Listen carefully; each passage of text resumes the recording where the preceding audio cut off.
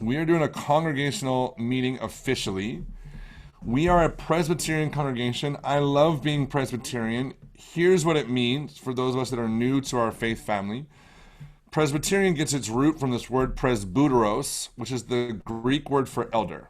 So as you see the Apostle Paul going around and planting these churches throughout the Mediterranean, Paul always left behind elders whose job it was to discern the will of God, to lead the people, to take care of the people, and to be involved in the middle of their community to make a change, to be a countercultural lifestyle group of people.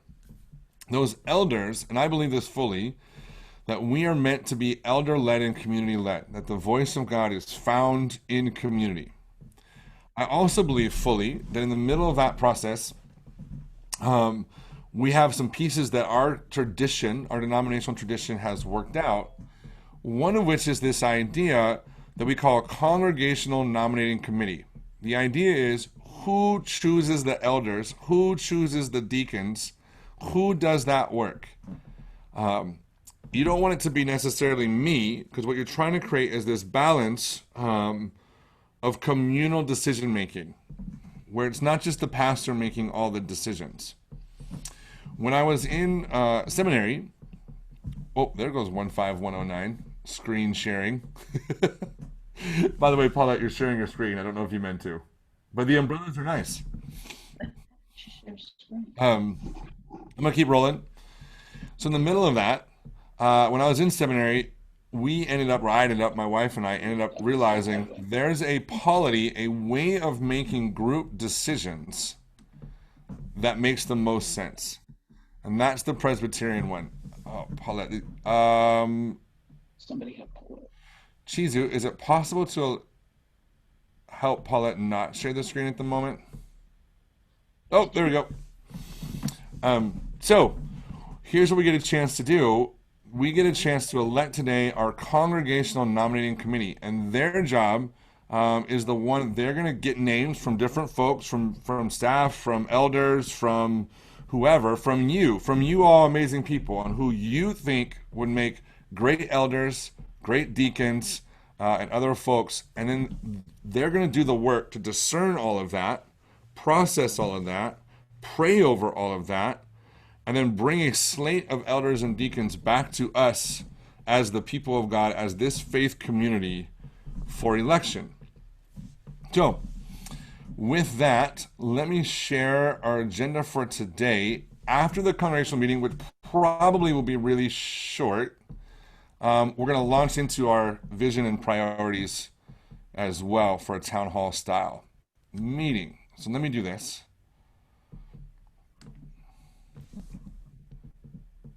Whoa.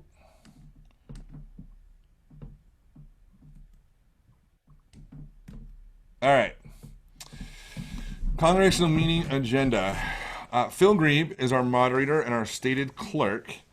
So the first part of doing this all together, Phil, if you're available, you've done the work. Do we have a quorum present for our movement that we call First Pres, for our congregation? We do. We do. Then looking at this, the first way we're going to do this, oops, sorry. The first thing we need to do, that's the quorum declared by the stated clerk. I'm going to officially call this meeting to order. So welcome to the congregational meeting. There's an agenda before you.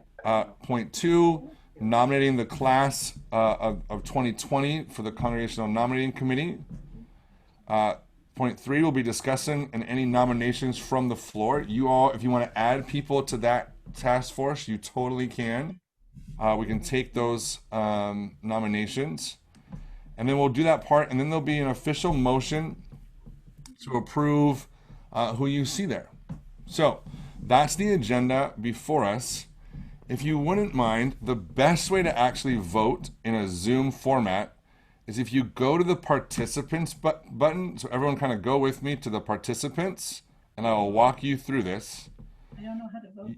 You have, if you've done your iPad, if you're on your phone, you might have to scroll to the left or to the right. We'll take a little second to do it together. That's fine. Maybe that's why the elders have their own members. You should see it there. I don't know. You see a yes button. You should see a little green yes button. You also see a no button. But we're going to use that yes button to vote. That's in the chat. Yeah, I just said that. So it's going to be impossible for us to unmute and count kind of that way. So the best way on Zoom is to, you don't need to vote yet, and you need to, by the way, you need to hit it twice, once to turn it on and once to turn it off. So now you should be turning it off. You'll get your chance to vote in a second. I'm going to give us all a run on that, or a practice run, if we will. Okay. All right. So the first thing you have to do, or we're going to try to do, is we need to approve the agenda that you see before you, as is. Hold on, let me answer the. Oh, so sorry, I spelled it wrong. Dang it. That's my fault. Whoa. I'm so sorry. I spelled Andrea's name wrong. It should be IDGE. I'm so sorry. I gotta stop doing that. Meanwhile, great question. So Rick asked, if there are two of us in one window, how do we get two votes? Great question. We're gonna have to do on that point. How should we do that, team? If any of you are Zoom experts, that's a great question. You could, Yes, good on Chizu. Type your extra vote in the chat. or You put can hit yes for one of you, and if there's another one, type yes in the chat, and we'll add up both. Yeah, got it. I see you, Rick. they could put a yes and a thumbs up. Yes, you could do that, but it's going to be hard to count with this many people. All right, let's try it. Here we go. The motion before you is to approve the agenda that you see. All those in favor go green yes. We do this. I'm sorry, Pastor Jake. How do you get to the poll again? It should be in the participants on the toolbar.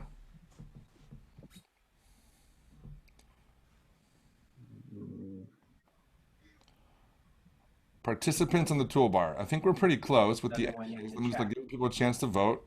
Well done, everyone. Okay.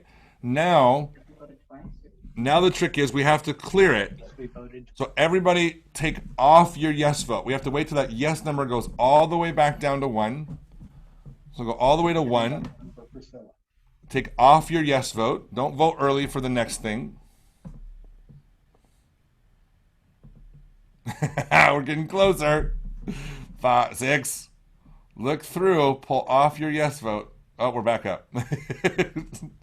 5. I'll be close enough. We'll leave your yeses up for the minute. You've already looked at the so the nominated class of 2020 for the Congregational Nominating Committee. Again, this is the group that will nominate elders and deacons for us. The people on that committee, commissioned lay pastor Phil Green, commissioned lay pastor Maria Martinez, elder Tim Rich, and member Andrea Eldridge. That is currently on it. You need a minimum of 3.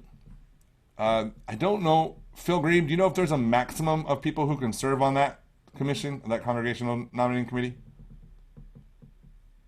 So, Phil, any idea? I can't see you, by the way.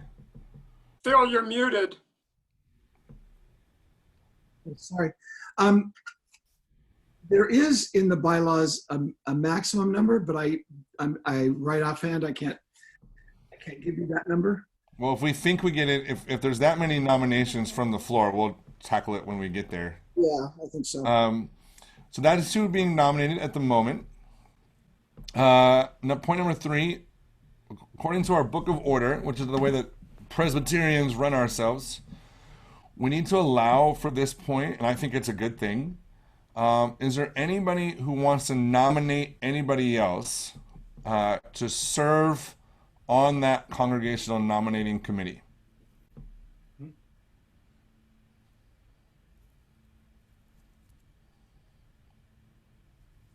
Jake, who was the one after Phil, before Tim?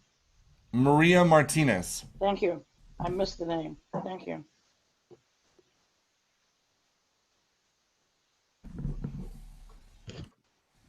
Okay. You had a nomination there.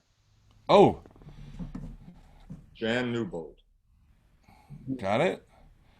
Is Jan available? I can't see Jan.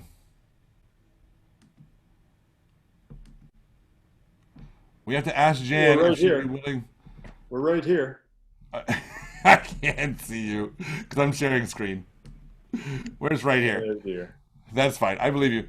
Jan, are you willing to serve on the Congregational Nominating Committee?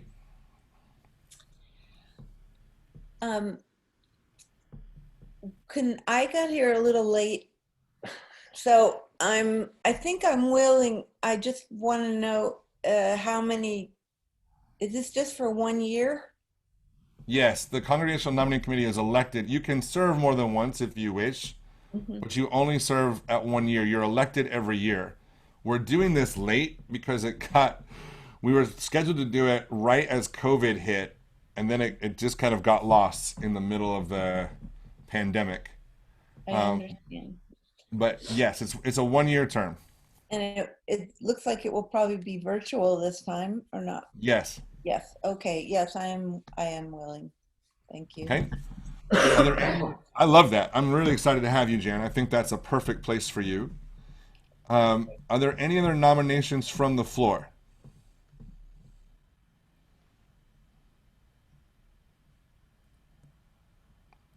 Great. Any discussion on the current nominated class, which would be Phil Grebe, Maria Martinez, Tim Rich, Andrea Eldridge, and Jan Newbold? Jake, are any of these people repeating, or is it the first year for all of them? I think Phil Grebe and Andrea have served before, but otherwise they're new. Okay. And they are thanks. not repeating. It's a new, totally new nominating committee. Okay, cool.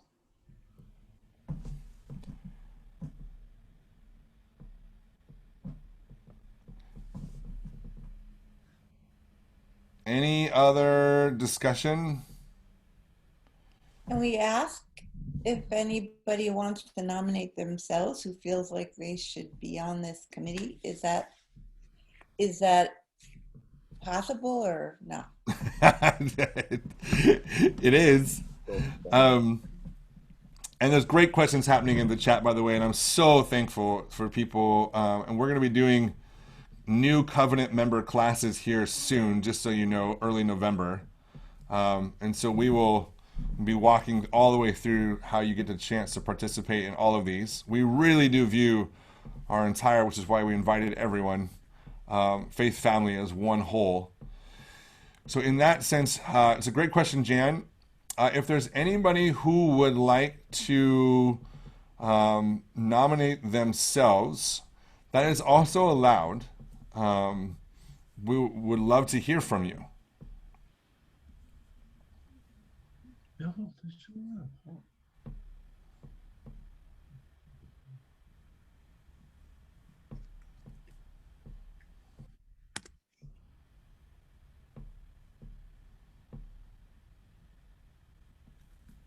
All right, hearing none, the motion before you at the moment is to approve the CNC class of 2020, which would consist of, again, Phil Grebe, Maria Martinez, Tim Rich, Andrea Eldridge, and Jan Newbold.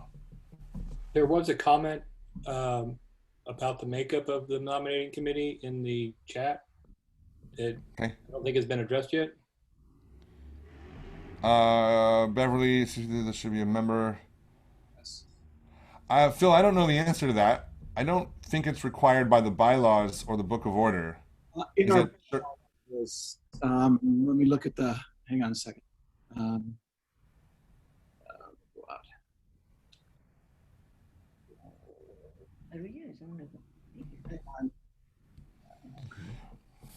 Beverly, I don't remember it. It might be. Is it a first pres tradition? Do you think? Yes, it's part of the bylaws, I think. There has to be a member of deacons on it. I really don't know for sure. I just seem to remember being a deacon that there was always somebody from the deacons on the nominating committee. That is correct. Let me see. I've got so many screens open right now. I can't find it. But I'm pretty sure there should be a deacon on there. Maria is a deacon. Oh, great. Andrea, have you been a deacon? I didn't actually know that, but I'm glad that that worked itself out. Having saying lay pastor, I assumed she was a lay pastor, and I don't think I know her, so it was confusing to me. Thank you. I think Maria is a deacon currently. Yes, she is a deacon. She's also a commissioned lay pastor. You can be more than one. One from session, one from the Board of Deacons. Great. So it seems like we have that. Am I correct? Yes. Great. Thank you for bringing that up. Motion still stands. Motion to approve that nominating committee. All those in favor, you should go to your chat and your participants. All those in favor, you're going to click the green button for yes, or the red button for no. If you're in with a double, you're going to put that in the chat as a yes. You can also abstain. So yes, no, or abstain. You have to put in the abstaining in the chat. It's not available on the participants button.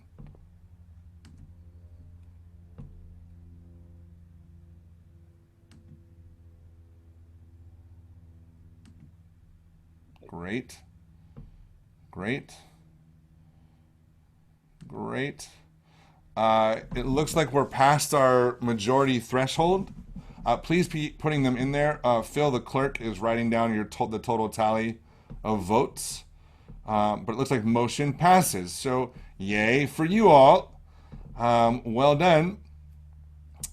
That is the business at hand for the congregational meeting portion of our time. So at this point, keep putting them on there, Phil's going to tally. Can we get a motion to adjourn the congregational meeting? So moved. Is there a second for that? Second. Great. Let's do that one again you'll do it to the participant section in the chat. All those in favor of the motion to adjourn, please put yes or no or yes in the chat as well. Excellent. Thank you. All right. So let me, if you don't mind, I would like to call on Phil. You're probably busy. I haven't had a chance to see really who else is here with us. So let me pray as we kind of finish that portion. It's a really important role for our faith family. So let me pray for those that just got, nominated. Holy Spirit, I want to pray just a special dose of discerning among that body. Jan, Maria, Phil, Andrea, and Tim Rich, that you would bring to them this kind of overwhelming sense of who should be elders and deacons and help lead us as a faith family going forward. Do that work. Thank you for this amazing body of people who I just really personally couldn't imagine myself being anywhere else. Thank you, thank you, thank you. We pray these things in your name. Amen. All right. Well done, team. Let's turn to this for us. Oh, come on, computer. Oh, let's try this for a second. You can take the spotlight off me and go to gallery view. Just for a second, I am going to try to do this again. My computer's been having trouble with the sharing. So let me see if I can. Okay, I think we got it. Let's try this again. I want to share the priorities with you so you can see them.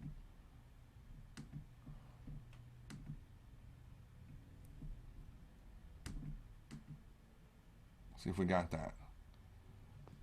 Can you all You guys, ay, ay, ay. Please hold. Sorry, the technical difficulties.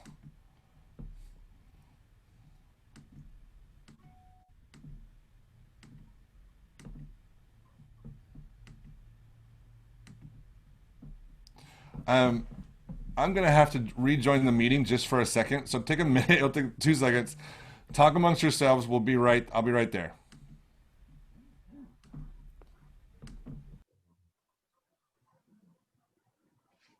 Okay.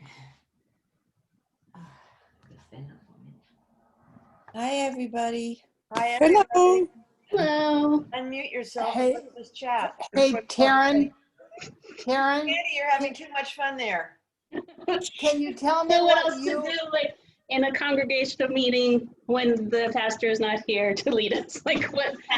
You're like the kids in the classroom having a good time. Hey, I'm back, and I heard all of that. class clown here. I'm a I'm mute still now. trying to get this done. Let's see if we can. Ay, ay, ay. Get presenter's view. There we go. All right. Let me give you some process. We're moving to the town hall part. Congregational meeting is done. We did our official business. So here's what's been going on. I don't know if you know this or you're aware of this, but 2020 has been one hell of a year. So beginning in March, the world has changed, and we have been trying to play catch up for the last 6 months. And so what we've been doing as a staff team and as your elders is for the last month and a half, we have been trying to discern and evaluate what is God doing among us. How do we go forward with vision? How do we go forward with thriving in mind? How do we become a faith family that embraces what is and moves forward? The reality is that we could not go forward after evaluating with the same set of priorities and goals that we've been working on kind of for 2023. We've had these, million, 100,000, 10,000, 1,000, 100, 10, 1. We evaluated that and said, we're in a pandemic, so we need to put the pause button on that. We're going to come back to it. But for this next season, we wanted to put the pause button. What this is doing is leaning into budgeting. It's leaning into scheduling. But we had to set some of these priorities first. And so here are the 5 priorities that your staff and your elders have discerned together. And so I'm going to present them all. They've done the work of having these 5 priorities and then the action steps that we think we can do in the middle of a global pandemic to move forward on all of these. So for the sake of time, I want to get through them all. So if you have questions, hold on to them. We're going to be able to put them in the chat. We'll do our best to answer as many as humanly possible. But I'm going to encourage you to get a pen and a paper, or maybe you're on your computer, so in your notes, write all the questions down as they emerge. My fear is if you put them in the chat as you have them, they'll get lost. And I want to make sure we get to them. All right, here we go. Priority 1. Continue to become a faith community that takes the work of discipleship seriously and makes it central to our life together for all ages, middle school, high school, and young kids as well. Focusing on the faithfulness and obedience to the ways of Jesus. How do we practice our faith? This is central. This doesn't get to leave in a pandemic. This is who we are. So then, okay, what can we do to move forward on this work during a pandemic? So we need to create other practical 6 to 8 week class experiences like we did with Wide Awake, like we did with when Terry Crews was leading me in White Supremacy, but expanding that to potential things like anti-racist parenting, vocation as calling, theological study. We have time. We can get on Zoom. Let's use that. Number 2, we need to continue providing incredible children's ministry content and resources to FP Kids. If you are not engaging what Lauren has been creating, I'm going to encourage you to do so. It is top notch for us as parents with the discipleship of our children. And if you haven't had a chance to see what Nick is doing with middle school, those things need to continue. We need to hire / reallocate staff time to this priority. So right now, a lot of the work that the elders have done and are doing, and the staff are doing, and the HR task force will tackle Tuesday, is the reallocation of who's responsible from a personnel side for each one of these, as we've had to rewrite job descriptions because we are in a pandemic. And so the older way of doing things in February don't exist in the same way. Last 3, we need to create more relational spaces for the purpose of being slower and deeper in this work.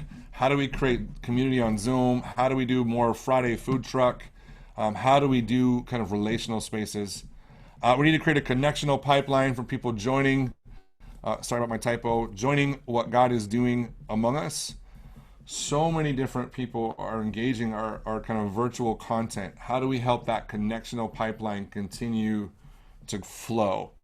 And we need to continue community groups as the central processing place. This includes training, recruitment, and the execution of all those pieces. It's going to be even more critical in the next year for us to figure out community groups and to do that well. 2, to continue to become a multicultural, anti-racist faith community. And we are seeing this so prevalently in our culture. The work of the faith family has to move to being anti-racist. There is no room for racism in the theology that you find in Scripture. Every single human being is made in the image of God. Justice is a major issue. Righteousness is a major issue. Shalom is a major issue. We have to do the work as God's witnesses on the corner of Redwood and Grove to not only move to being multicultural, but then move to tearing down the systems of racism that we see. That's the work of the church. So how? How do we do this in a pandemic? Here's where we're landed. We need to do an internal staff / church culture audit and implement the recommendations. When we swim in our own water, it's so hard for us to see the way that this plays itself out. Like, we swim in racist water that we don't even recognize. And I think many of us are becoming aware of that. And so we got to do some outside work with some outside consultants to come in and kind of take a look at us and help us walk through that.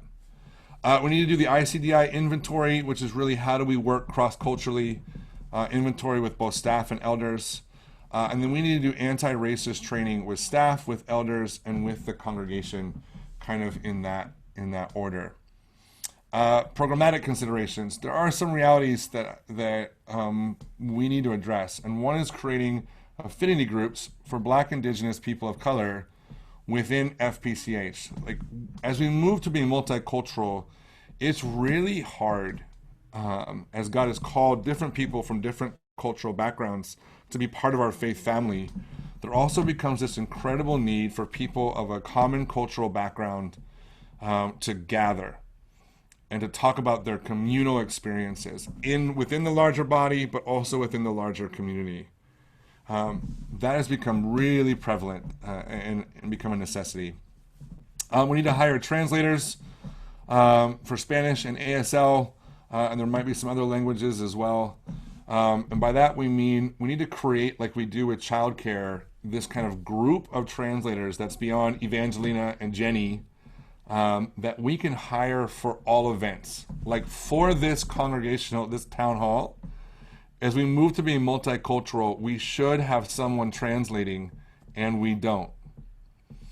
Right? So what's going to happen is we're going to record it, and we're going to try and get it translated so we can get it to our folks. But that is excluding folks who might be, ASL might be their primary heart language, Spanish might be their primary heart language. We've got to create a budget and a category and a process so that all of our meetings, community groups, congregational meetings, book studies, all of that has translation available to it. And we need to create a multicultural, anti-racist, especially multicultural. This is really important. We've talked about it before. Over monocultural, multicolored. That's a significant difference. Listen to what I said. Multicultural is that all cultures are appreciated in the decision making. Monocultural means that there's still primarily one way of power and decision making, but yet other people of color. We primarily exist monoculturally and are moving towards multiculturally. So it's important that all of our staff, elders, and key leaders have those concepts in mind so that these values are played out throughout all of our different pieces. 3, create shareable, powerful, impactful content on a regular basis. Create a prophetic imagination and a movement of shalom or common good with our content. We are moving to a world, and I think you've all recognized this, that is virtual primarily and in physical presence second. Again, I want to get back to, like, this is for the next 12 months. We'll reevaluate next fall. But I think all of us recognize the importance of that, and it's more than likely going to continue into the future. The reality is that our public square, our place where stories are being told, our place where issues are where people are being connected to each other, is not physical, it's digital. And so we've got to be in that digital space telling stories and be part of a prophetic imagination towards common good work. We need to continue FPCH Live, but rethink renaming and rebranding. We're moving away from replaying our Sunday content in a virtual format to really engaging that content in a much more imaginative way. And you're going to see that continue to get better as we continue with that. We need to be communicating the stories of what God is doing here in this movement, in this family, as an encouragement to other faith communities. The elders and the staff think there's some things that God is doing among us, from shelter work to tiny homes to sanctuary to chance of showers to Sunday breakfasts, that we can hopefully encourage other faith communities to participate in, to create on their own. And we need to create clear statements for clarity of content around what do we stand for as First Pres. And so those conversations are coming as well. Creating vlogs. From a human resources perspective, we have to change and adapt and hire a visual studio director, potentially an FPCH Live producer, and we need to hire a social media / communications director. And a lot of this is going to be internal personnel moving. That's still in process. So we hope to bring that all back to you as the congregation and how we're going to solve some of these issues, which are in process and we feel good about them. And that's coming back. That's going to come back in November. We're going to do this again the first or second week of November with a finalized kind of plan and budget. 4, create a faith family culture of service, of giving ourselves a way of service to our community. One that's on here that is on here kind of in whole, but we didn't put specifically on this list, is we're going to be doing a constant communication of how we do this in a new way. How we do this with social distancing, how we do this when schools aren't open, how we do this when some of our normal, like sleep in heavenly peace opportunities aren't there. So we're going to do a current need assessment, both within our own church, of like, what do people need right now in this pandemic, and how do we meet that? As well as create a list of opportunities, service support, vlogs, which are short videos about ways to get involved during a global pandemic. And we're doing that amassing right now to kind of have that list for us. And like, hey, how do I work at the South Hayward Parish? Is that a possibility? How do I work at Chance of Showers? Is that a possibility? How do I engage in the school district? What do they need right now? Like, all those kind of things are coming to us as we seek to love well and be a faith community for the community. Continue volunteerism at the food pantry, especially for those who have to work, so maybe some opportunities in the evening. And really creating an online database, like a live database. We'll continue to use Facebook, but not everybody lives on Facebook. So how do we create an online database that tracks people's needs and how to meet them on an ongoing, rapid, live way?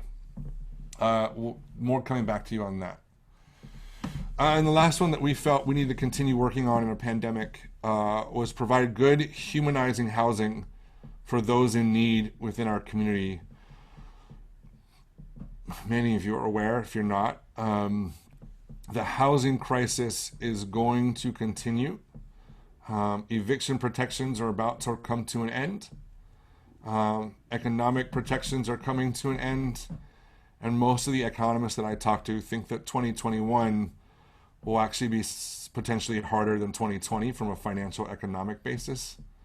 So we're going to continue this work, which is continue and improve the winter shelter and the potentially to be a year-round shelter, the resource center, the tiny home, the ProCar programs, the food pantry, and the case management that comes with that. We just signed, and we go into the board on October 20th, so nothing's final until the board signs it, but we have received and signed our contract with Alameda County to provide everyday winter shelter both here and at South Hayward Parish. The resource center here from Monday through Friday from 8:30 to 4:30. For those 3 programs, we just signed a contract for a 6-month period of $1 million to fund that. So that's going to continue and improve. Continue to improve firm foundation housing. We started, many of you know, some of you don't. So again, town hall, catching everybody up. And I am going fast on purpose to leave rooms for questions and comments. Firm Foundation Housing was a nonprofit that we started to continue to help with this goal of ours. And tiny home multiplication. Firm Foundation Housing has really gotten off the ground since March when it really started. Taryn Sandalak has been the primary project manager there. I have been part of that. But we now have 34 plus 31 is 65 units in contract to build, some for Alameda County and 31 for another church, with another 21 that we're working on with 3 small kind of congregations, one of which is the South Hayward Parish, one of which is Bethel, and one of which is a Nazarene church. So that work has expanded from 6 units here to 65 plus 22, 87 units in production as we speak. We're also continuing to pursue the church redevelopment. So those 5 together, and I'm going to go back to this page so you can see it. That makes up our Vision 2020-2021. This is what we're looking at tackling and going forward. And then you kind of saw the beginning action items. If we accomplish those, we have another list. That was the elders' work of like kind of prioritizing down to what felt most important. So with that, we'd love to kind of review and talk with you all. Let's go for this one first.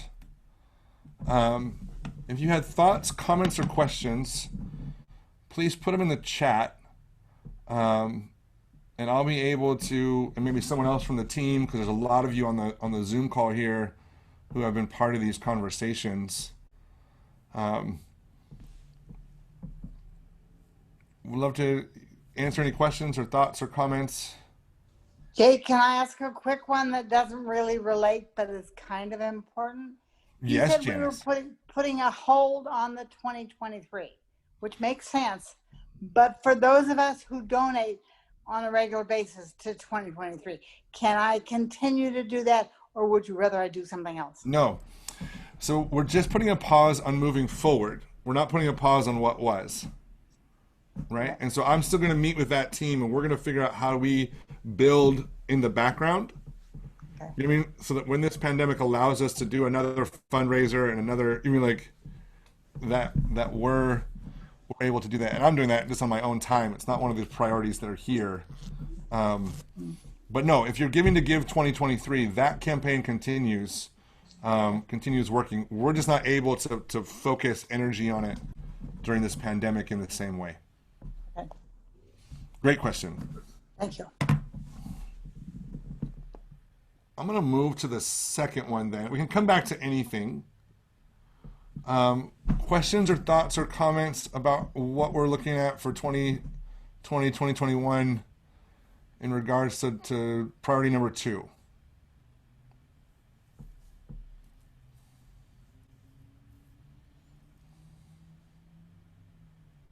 Okay. Go ahead. You can unmute. This is unmute. If it's easier for you to unmute, that's fine. Question, what I is wanted to talk- ICDI inventory? Intercultural Discovery Institute. I might be getting that wrong. It's the idea of intercultural work. It is what is our competency as it relates to our ability to work and make decisions cross-culturally. Okay, and then anti-racist training, I appreciate the congregation being included in that. Great. It's going to be, we're working on, and that's getting scheduled. It'll more than likely be in a Zoom format, and we're trying to figure out what the best one would be, because some long periods of time on Zoom are hard. Yes, I agree. Yeah. Jake, I was wondering about the programmatic considerations. Actually, something that goes with that. It says we need to create affinity groups for BIPOC within First Press. I agree with that, but I also am wondering how we can actually attract more BIPOC folks to be part, especially African Americans, to our congregation. Because it seems like, well, for instance, we're having wonderful spoken artists who are African American. We have musicians who are coming and visiting with us. Just like today, we had a group, and I keep thinking that maybe that is attracting more BIPOC folks to our congregation, but I don't know because we're virtual, and but that's just a thought that I have, because we're going to be doing multicultural anti-racist leadership and training, and we want people to be here with us. Yeah, I mean, a couple of thoughts. One, I think the work of multicultural anti-racist training is deeply discipleship work to begin with. So whether or not there's a multiculturality within our congregation, there's definitely most one within our community. And so the work becomes critical on that front. I do think that the more we do this work, the safer a community we will be for people of color. We have some work to do on that front for the moment. But I think we're on the right path, and creating affinity groups is an important part of that. For people to recognize that there is a safe space where, for example, a Black woman, right, within our larger congregation has to do a lot of code switching, has to do a lot of processing, experiences microaggressions that are meant and not meant. You know what I mean? And so in order for that person to exist within this faith family that she feels called to and loves other parts of, we also need to create an affinity group for her. So that there's a safe space for that guard down. You know what I mean? And just be that, because we are not there yet. As Lauren said it well in the chat. Jake, I have another question, and I apologize. I just don't know how to get on the chat. So I No have to just problem, ask. Janet. Do your thing. Okay. The thing that says we need to hire translators. Yes. And then you have Spanish and ASL and others. Okay. The Spanish I understand entirely. I know that we have a good sized group of Spanish people, but ASL is a private. How do we get a translator to be able to do Zoom when she's not going to be able to translate for every one of us? I mean, how is that going to work? I don't have any idea. So there's a lot of ways. It's a couple of things that we're working on. We weren't able to pull it off this Sunday. We will more than likely next Sunday. But when we do broadcasts, we close caption it for our siblings who are deaf. We want to create as many opportunities as possible. There's ways within this meeting. For example, if we had a translator who was translating what I'm saying into sign language, like you've seen with Governor Newsom or the health director, there's ways for us to figure out how that translation is happening visually as well. So the workforce. I understand that entirely because the person doing ASL is standing right next to him. I understand that entirely. I'm talking about somebody with ASL needs being able to be part of this kind of setup. So what they would have to do is spotlight or highlight or keep their eyes on whoever the translator is, not me. Okay. Right? So in this format, since we're sharing screen, you only get to see however you've set up your computer, 1 or 6 people, but in that format, okay, expand that. And then the ASL translator would be right below me. There's a way for an individual to do that on their screen. Okay. So like we're doing, go ahead. If I could just, I mean, you can actually, Janice, if you wanted to pin one person, you can actually select pin and that person will stay in your screen the entire time. So it's a pretty simple, just click, one click. And we'll help people do that. Okay. All right. Thank you. It's again becoming like there's a lot of this work that is we have a 12 months to work it out. You know what I mean? Like we're kind of setting our evaluation standards, if you will. Like, hey, when the elders and the staff gather and we have this meeting again in October 2021, we want to be able to look back at these and be like, oh, we did that. So there's a growth edge to it as well.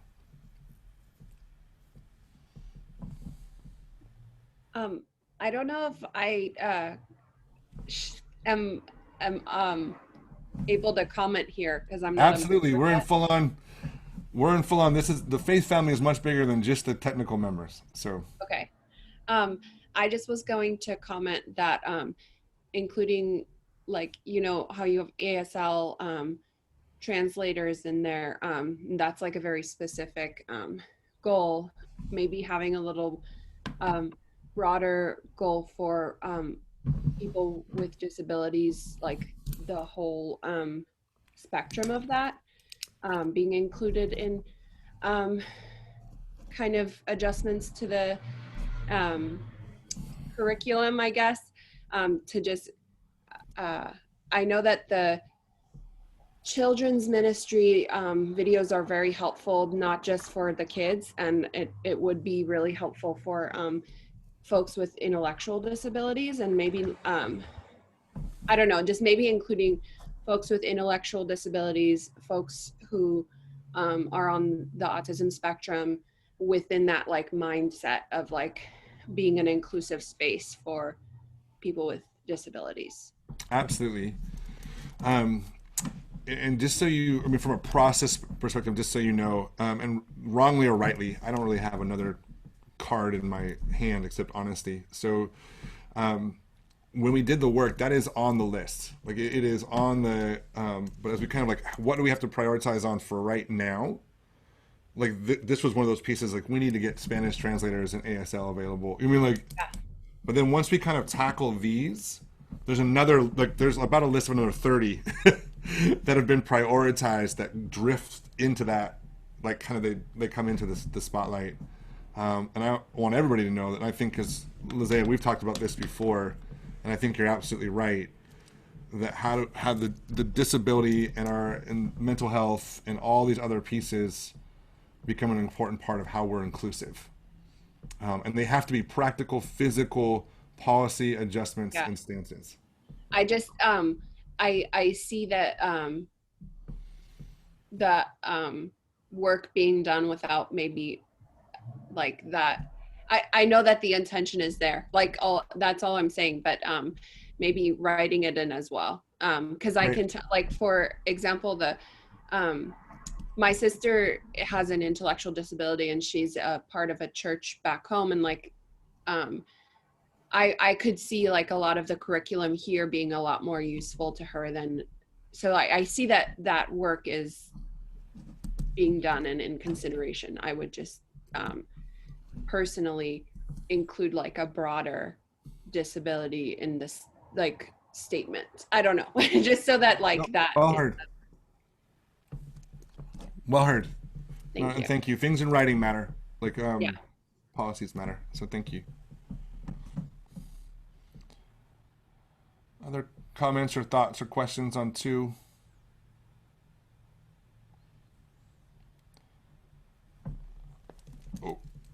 forgot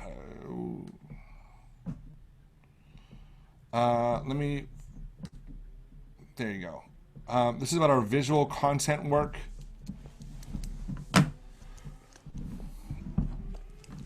Questions or thoughts or comments as we kind of town hall this together. By the way, 1 o'clock is our hard stop time, just so you know.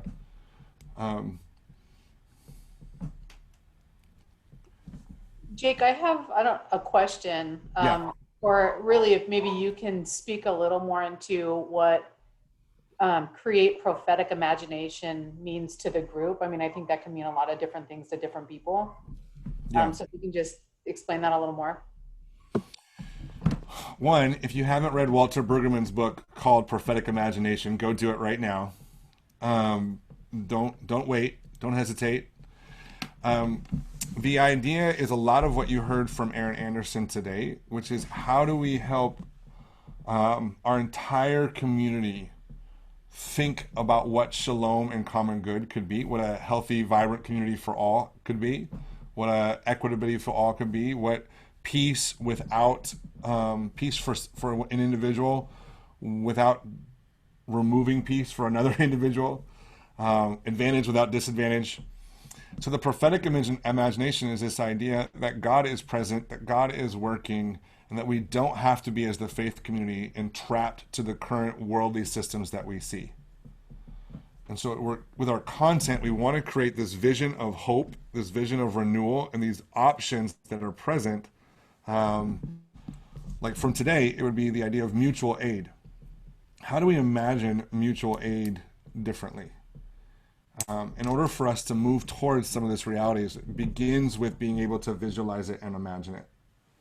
And that's the idea of prophetic imagination, that God did not imagine, when God built this world from a shalom standpoint, the systemic racism that we see today. That was not part of the plan. So how do we prophetically imagine a world where systemic racism doesn't exist? Or a community where it doesn't exist? For us, practically, like I think our work is right here on the corner of Redwood and Grove. That's in that Acts passage where it says, be witnesses right where you are. Judea, Samaria, to the end of the earth. Wow. We're the end of the earth. Does that help, Terry? That might have been too much, actually. Did that help? No, that's perfect. Thank you. Okay. Are we going to look for a social media director in addition to the staff we have? The actual current concept, again, these things have to be vetted through the HR task force and then the elders. But the current concept that we're going for is actually to bring on someone to do video production, to do the editing part of all the stuff that we're doing. Because Christian Bustos, who was our social media director before the pandemic hit, has now become all the video editing pieces. So if we're able to get the video editing done, we can get Christian back to what he was doing in February. And this is just part of the adjustments of pandemic personnel life, of really getting job descriptions matching up with the reality of the work that needs to be done during a pandemic. So yeah, it's not hiring a social media person, it'd be hiring a video editing person so we can get our original social media person back. Okay.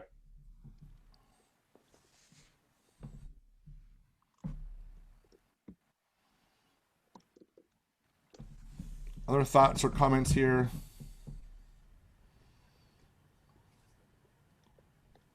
Okay.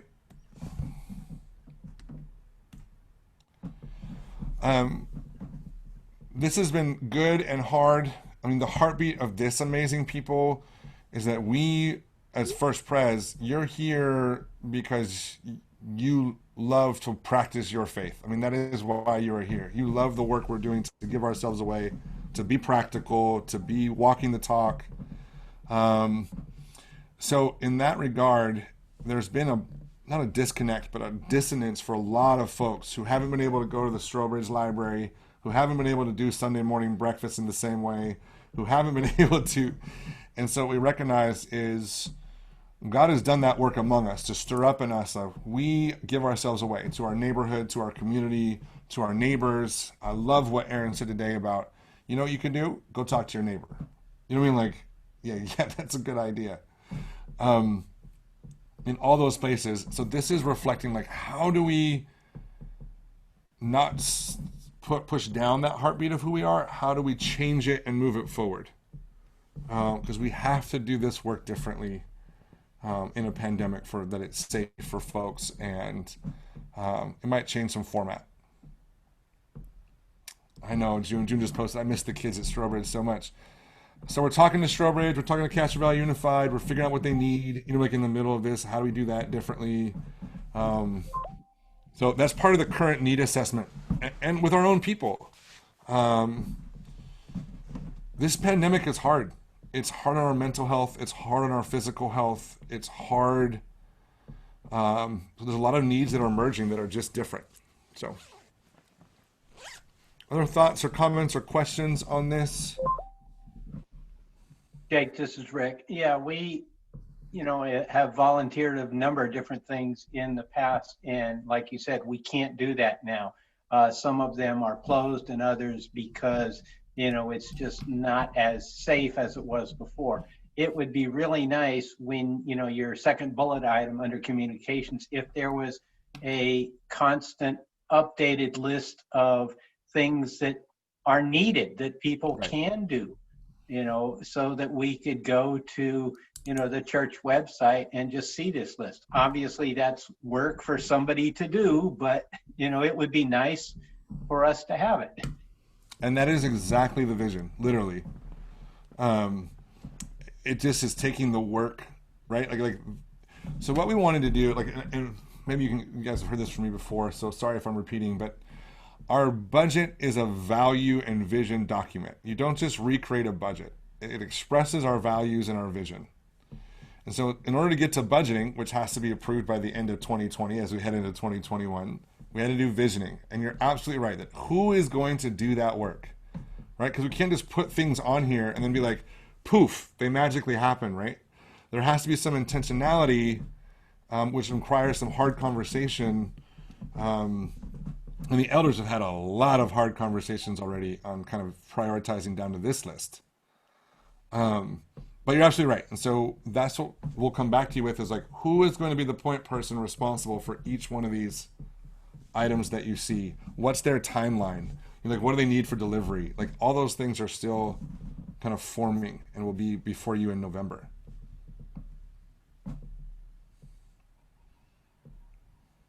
So I see you say potentially Discord at the last bullet item. You're meaning like the application Discord? Yes. So one just quick thought there, like, or just a question that maybe you could elaborate. So a lot of like outreach marketing in like the business world, right, is more about like meeting people where they already are. So like maybe you prefer to use Facebook and I prefer to use Twitter. But then like aggregating all of that information into one place, I find is very valuable, but is essentially funneling people into a specific application the best way to do that? Or is it creating an aggregation pipeline that pulls information from where people already are and collecting it into said online database or single source to evaluate and work through? I think it's a great point. Ian, what would be your preferred aggregate platform? Like to pull all the information into? I think that's where we get. Yeah, we have people on Facebook. We have people, on Instagram. We have people by just email.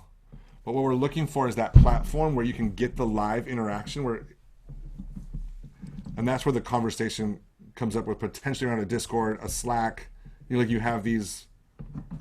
Yeah, and a lot of it is there's tools out there, and I'd have to do some research and get back to you, Jake, but there's some tools that companies use in order to do this well, right? Because if you're a big company and you have a big brand, you want to be able to aggregate all this information in one place and then likewise disseminate out to all those separate channels as well. But there's a central hub for that.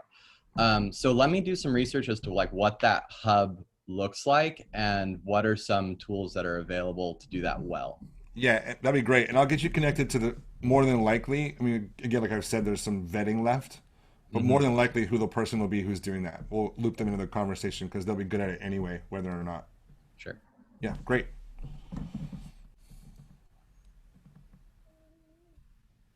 Other pieces of this one?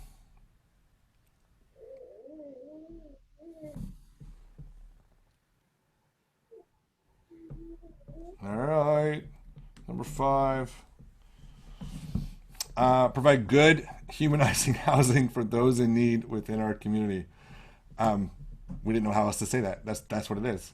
Because there's a lot of folks providing bad, non-humanizing housing.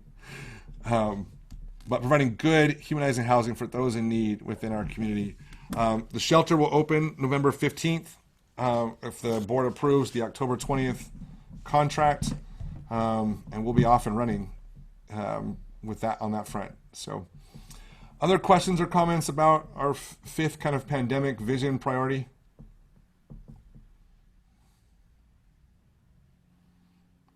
Jake, can you talk just a little tiny bit about the success of our tiny homes? I understand one of our residents was able to get a permanent housing already. And I know right when we started it, we only had 5 out of the 6 full. So how is it doing now? Chizu, are you available? I can't actually see her, so sometimes she's feeding kids. And I don't want to, because it's lunchtime.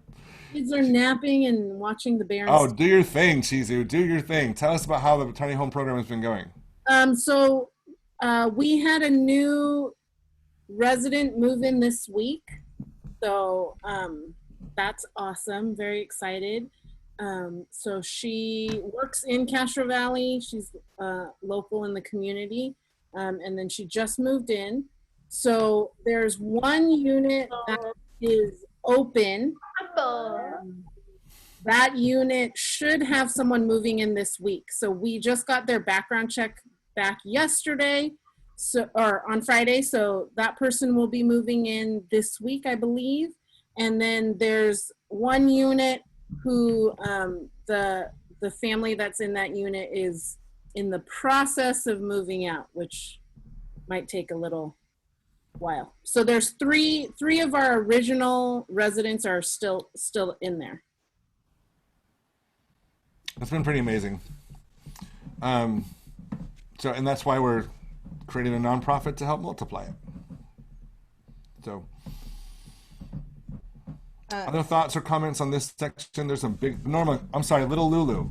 Yeah. Yeah, I know at some point I heard it, it floated through the air somewhere.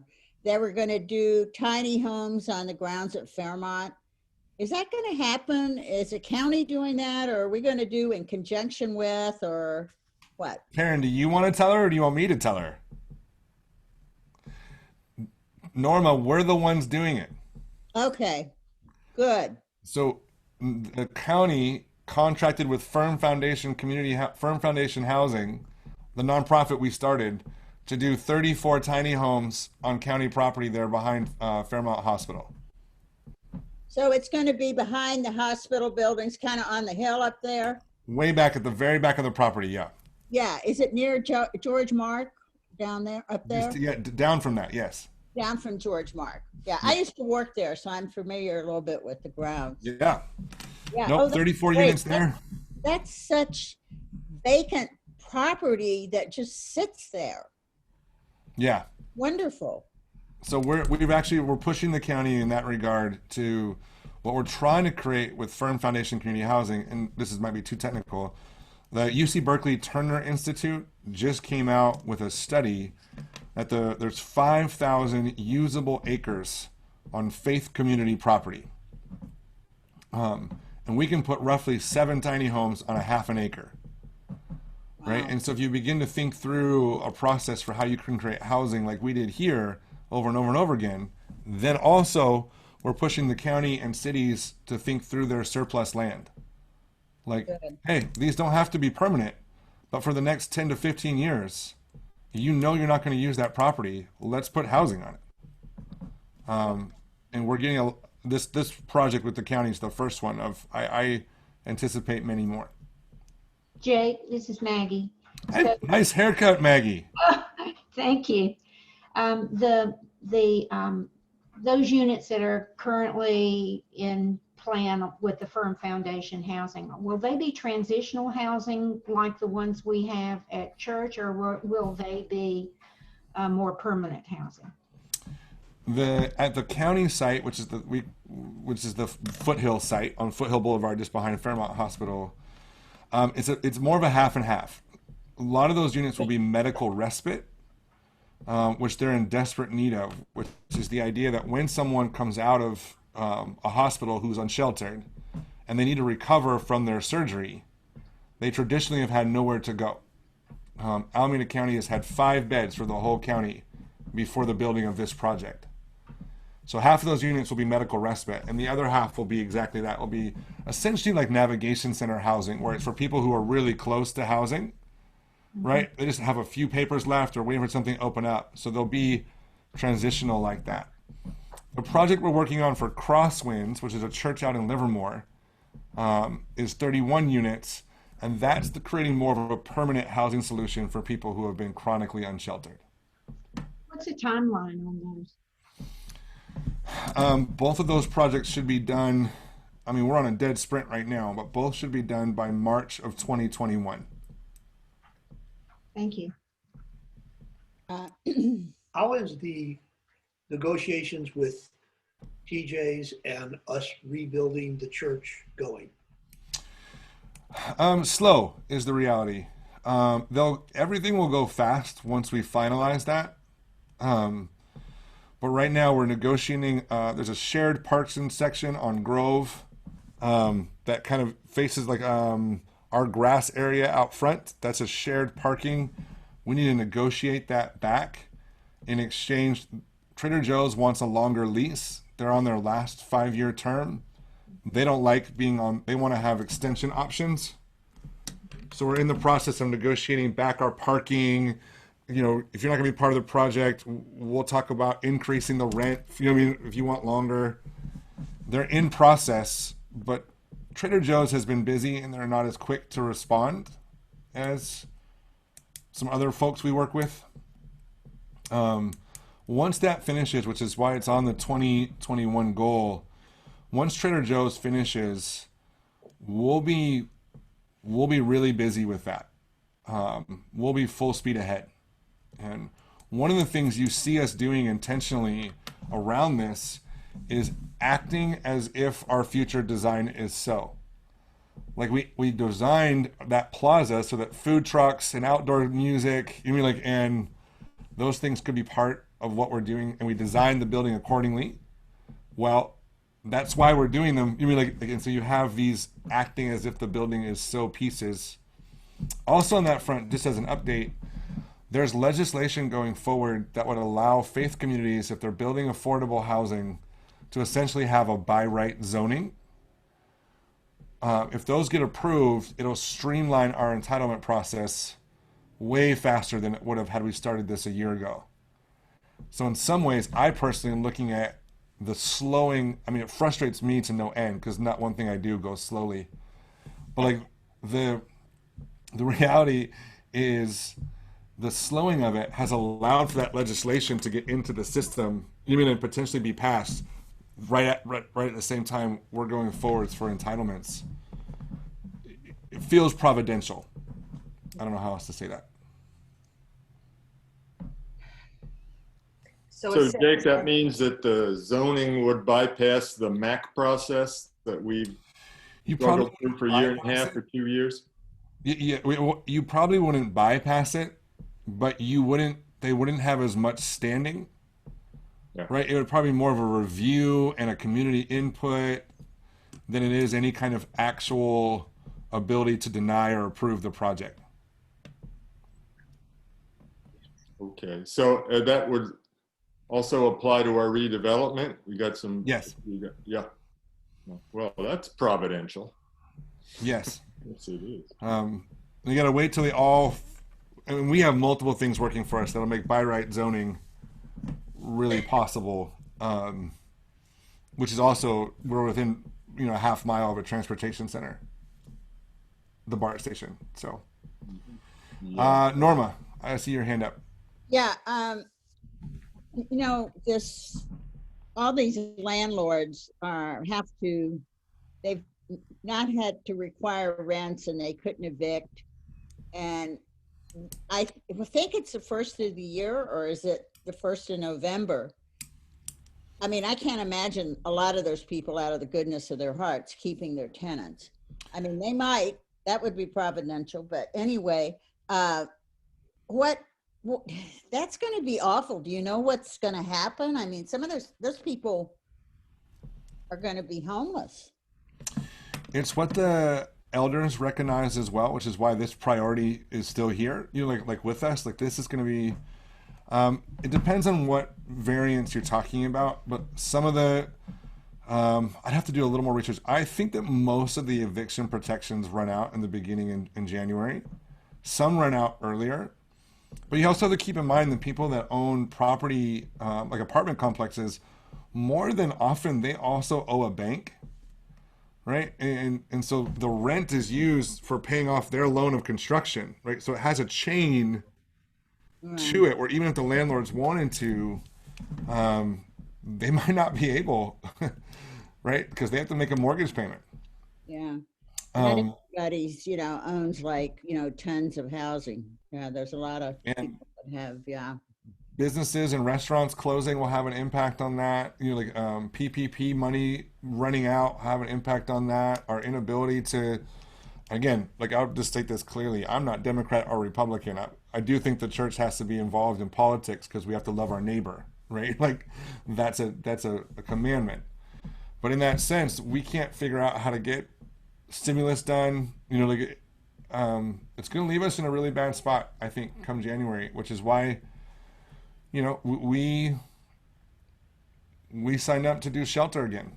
We signed up to do resource center again. We're doing this tiny home multiplication, and I'm spending a significant amount of time doing that. Because siblings of ours, in a search for prophetic imagination and shalom, need a place to live. Right now, the Alameda point in time count for homelessness says for every one person we get into affordable housing or permanent housing, 2 more become homeless. Right? That's where we're at today. That's the math. That's the studies. I'm not making that up. You know what I mean? So that's the piece that you've got to get ahead of. Thank you.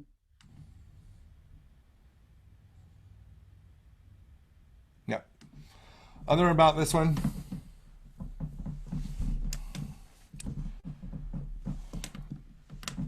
With the 7 minutes left, I think I would put questions. Look at that. I even put a slide for it. Sorry, should have gone there.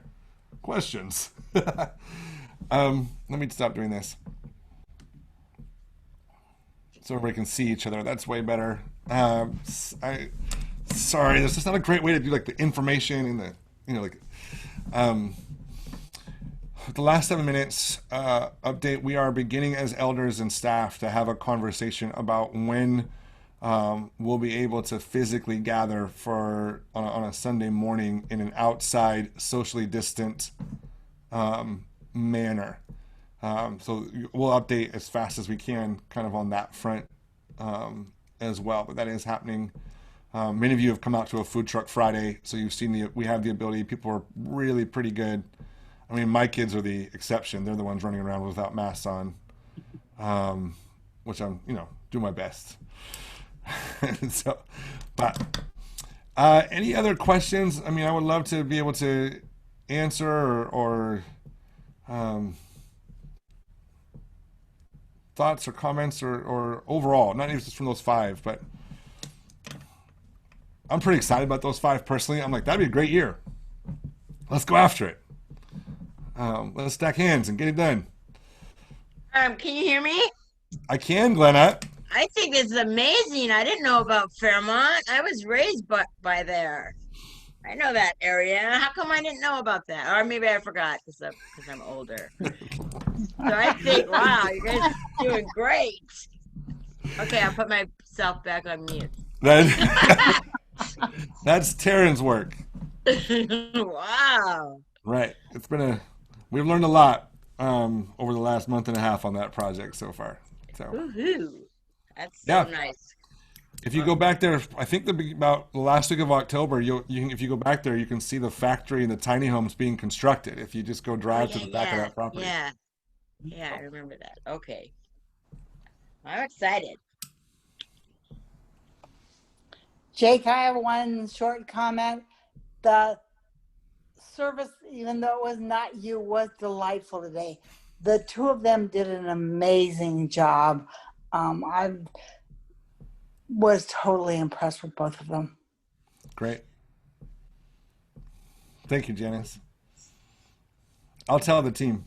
There's a team of people who are really trying to think creatively about how we do virtual in a new way, and re-enter. And I'll talk more about this later, but like re-enter the public square where conversations about shalom are happening. Any other thoughts or comments or questions? Jake, in terms of the public square concept, what is like the overlap with worship and being in the public square? What is that? What is the vision of that look like? Yeah, I mean, it's a really beautiful, long conversation. I'll try to do my best in the time we have. In that space, it's a matter of language change. Like they're saying over and over and over again, like in our faith tradition, you're like, we do X and then doing X, right? In our faith tradition, this is how it connects and then connecting it. It's a question of language change. It'll feel different. Like what we're moving towards on these two parallel tracks is there's coming a day where we'll meet physically, right? On a Sunday morning in a smaller group probably, right?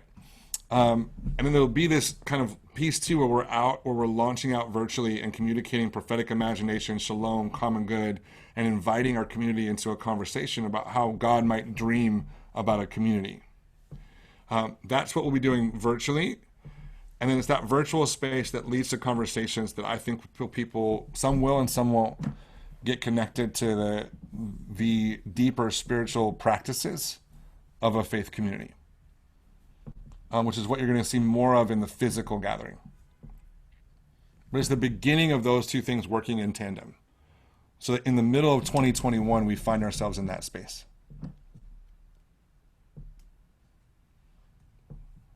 That was way oversimplified. So I can totally do more, Becky, if you and kind of give more examples of that. I think we want to be, cautious about the people that are part of our faith family already and the people that are outside and wanting to join in, that it's not alienating to either one of those groups, right? That's the two tracks. Absolutely. And we're going to navigate that, I think, as best we can with there'll be some bumps and bruises and some like, that was too far this way, that was too far this way. You mean like, but I believe there's a way to do it. And I believe that we also have to, that's the necessary work. Thanks, Jake. Jake, did I hear that Trader Joe's may be moving along after its lease expires, or was that incorrect inference there? They have no desire to move along. Well, we knew that. Their desire is to stay there forever at the current rate that they're paying us. Sure. Which is roughly half of current market value. Right? So we're navigating what that relationship looks like going forward. Not one part of us wants to have Trader Joe's move on. But if there's an opportunity for a Sprouts or a Whole Foods, and Trader Joe's doesn't want to pay the market rate, we need to be able to have that conversation too. But at this point, there's no desire to do anything else besides go forward with Trader Joe's. Are we still looking at the same redevelopment project that includes a new building there? They haven't said no to that, but it's not looking as likely. It's going to depend on some of these negotiations. I personally think my own prediction is that we'll end up negotiating a longer lease with Trader Joe's. They'll want to stay in the existing building, and we'll build 115 units around it. There might get to a point where, like the extensions, like we prepare architecturally for a day where we can phase that in. You mean like, after the next extension, the 8-year mark from now. Then we'll have the 199 that we hoped for.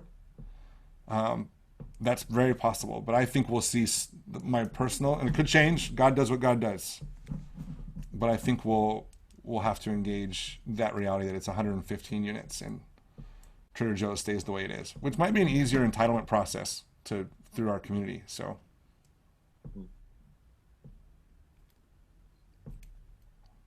Thank you.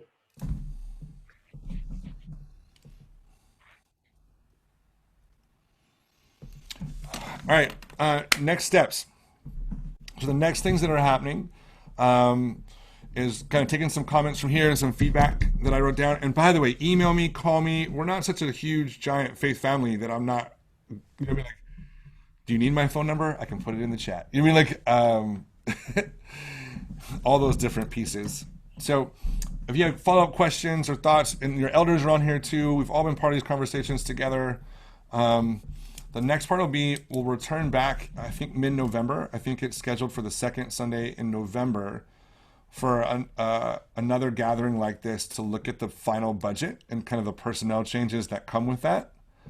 So we can all stack hands, and then we should have lined up vision, budget, schedule, personnel, to stack hands, ready, go, 2021. That's the goal as we kind of march towards that all together.